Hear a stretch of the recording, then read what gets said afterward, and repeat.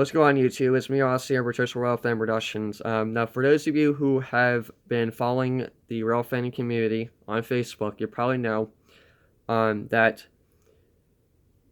Amtrak CEO, his name is Richard Anderson, is planning on replacing all of the P42D, the GE Genesis P42DC's from Amtrak's fleet. And he's also, along with that, he's also going to be replacing all of the train cars with more modern ones.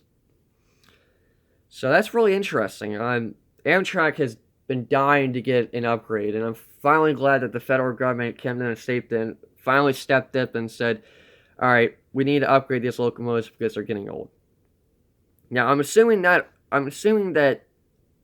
a lot of them, if not all, of those P42DC's that Amtrak has probably have over 1 million miles in them, which explains why they had so many problems in the past. But other than that, they've been pretty reliable for the most part. But as I said, you know, they want to be able to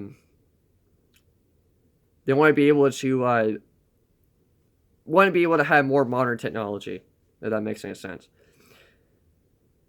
Now, it's too early to tell at this point of what locomotives Amtrak is going to be delivering. However, I can tell you that it will most likely not be General Electric.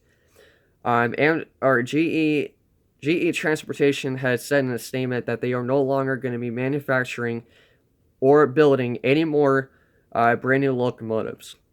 They are only going to be open to any railroad that needs to have rebuilds done. And Norfolk Southern has already done that already with their AC4 for C6M rebuild program, as well as Canadian Pacific. They've started got a lot of their old GEVOs rebuilt.